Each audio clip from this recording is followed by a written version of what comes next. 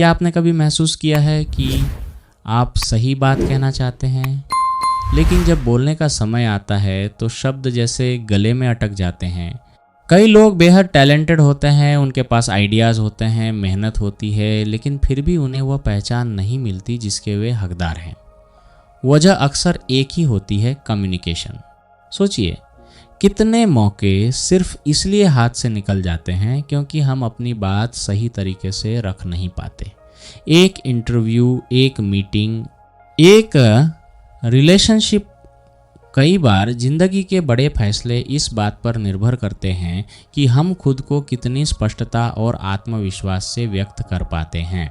दुनिया के सबसे सफल लीडर्स, बिजनेस लीडर्स और इन्फ्लुएंसर्स में एक कॉमन स्किल होती है, मास्टर कम्युनिकेशन। वे सिर्फ बोलते नहीं, लोगों को समझते भी हैं। वे सिर्फ शब्द नहीं कहते बल्कि कनेक्शन बनाते हैं। इस वीडियो में हम कम्युनिकेशन की उन शक्तिशाली स्किल्स को समझेंगे जो आपकी पर्सनल लाइफ, प्रोफेशनल लाइफ और रिलेशनशिप्स तीनों को बदल सकती हैं। आप सीखेंगे कैसे सुनना, बोलना, समझना और अपनी बात प्रभावशाली तरीके से रखना एक कला बन सकता है। और शायद इस वीडियो के अंत तक आप भी समझ जाएंगे कि सही शब्द सिर्फ आवाज़ नहीं होते, वे आपकी पहचान बन जाते हैं। Section 1, communication problem. आरव एक बहुत मेहनती कर्मचारी था। ऑफिस में वह हमेशा समय पर आता, अपना काम पूरी ईमानदारी से करता और अक्सर दूसरों की मदद भी करता था। उसके पास अच्छे आइडियाज़ भी थे, लेकिन एक समस्या थी, वह उन्हें लोगों के सामने सही तरह से रख नहीं पाता था।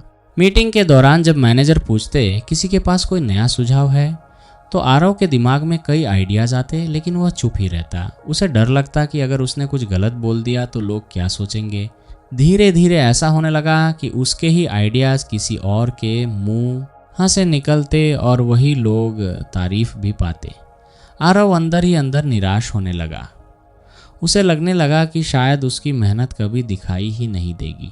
एक दिन उसकी एक करीबी दोस्त ने उससे पूछा, तुम इतने अच्छे आइडियाज़ रखते हो, फिर मीटिंग में बोलते क्यों नहीं? आरव ने धीरे से कहा, मुझे लगता है कि मैं अपनी बात सही से समझा नहीं पाऊंगा। उस दिन उसे पहली बार एहसास हुआ कि समस्या उसकी मेहनत में नहीं थी, समस्या उसकी कम्युनिकेशन स्किल में थी। और सच यह है कि दुनिया में लाखों लोग आरव की तरह ही हैं। उनके पास टैलेंट होता है, नॉलेज होता है, लेकिन अगर वे खुद को एक्सप्रेस नहीं कर पाते तो उनका टैलेंट दुनिया तक पहुंच ही नहीं पाता। यहीं से शुरू होती है मास्टर कम्युनिकेशन की असली यात्रा। Section 2, the first rule of communication, listening. ज़्यादातर लोग सोचते हैं कि अच्छा कम्युनिकेटर वही होता है जो बहुत अच्छा बोलता है, लेकिन सच यह है कि महान कम्युनिकेटर्स पहले अच्छे श्रोता होते हैं। कम्युनिकेशन की असली शुरुआत बोलने से नहीं, सुनने से होती है। अब एक सवाल सोचिए, जब कोई आपसे बात करता है तो क्या आप सच में उसकी बात सुनते हैं, या फिर आप उसके बोलते समय ही अपने जवाब के बारे में सोचने लगते हैं? अक्सर हम सुनते कम हैं और प्रतिक्रिया देने की तैयारी ज़्यादा करते हैं।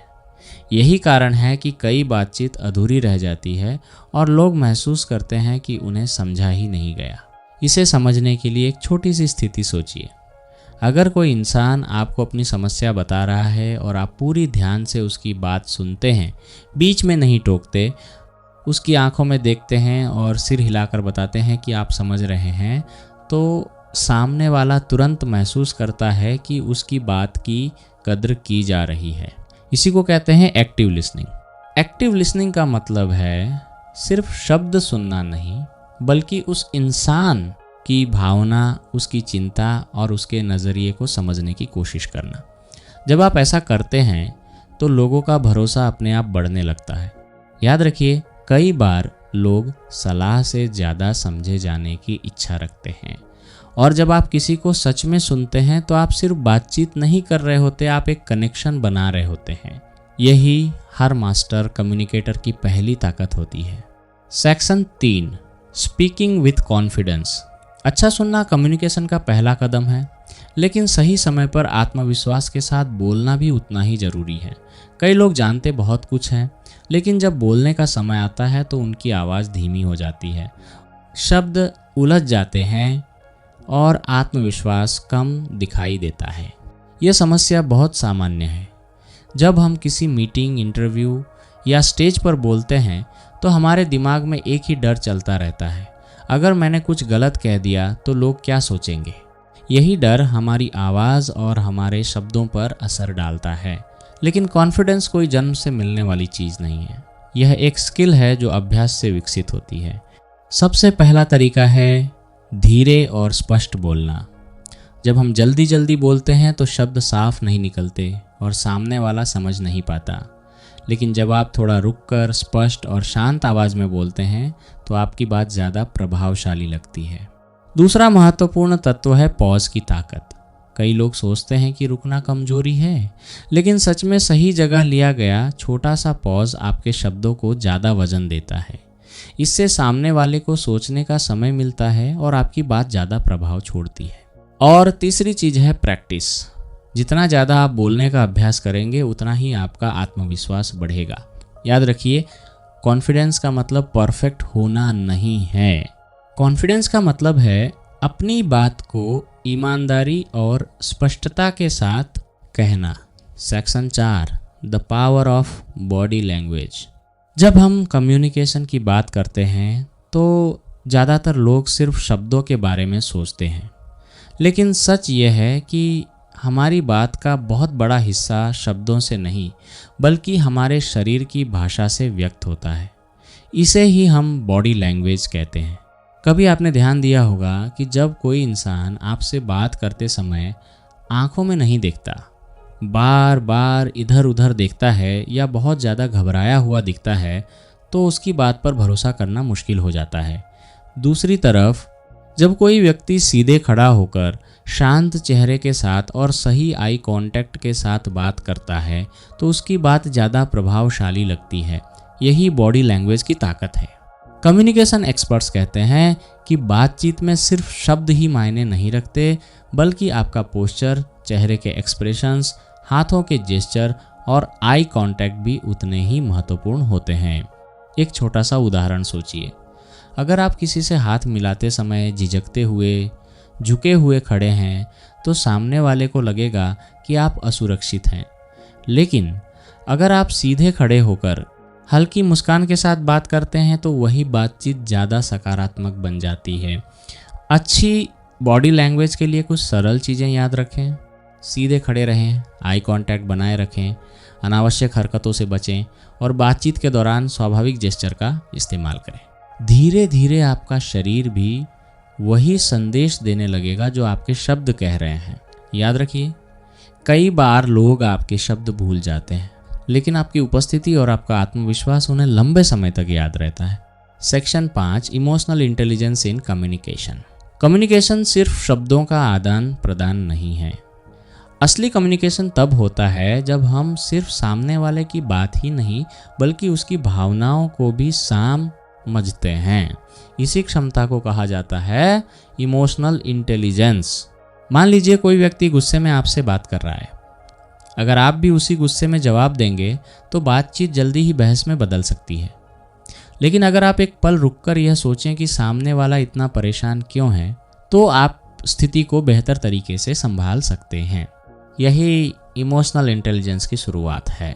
इमोशनल इंटेलिजेंस का मतलब है अपने इमोशंस को समझना और दूसरों के इमोशंस को पहचानना। जब आप ऐसा करते हैं तो आपकी बातचीत सिर्फ शब्दों तक सीमित नहीं रहती बल्कि उसमें समझ और संवेदनशीलता भी शामिल हो जाती है। एक छोटी सी स्थिति सोचिए। आपका कोई दोस्त उदास है और अपनी समस्या बता रहा है। अगर आप तुरंत सलाह देने लगते हैं तो हो सकता है उसे लगे कि उसकी भावनाओं को समझा नहीं गया। लेकिन अगर आप पहले ध्यान से सुनते हैं और कहते हैं, मैं समझ सकता हूँ कि तुम्हें कैसा महसूस हो रहा होगा, तो उसे लगेगा कि कोई उसकी भावनाओं को सच में समझ रहा है। इसी को कहते हैं एम्पैथी।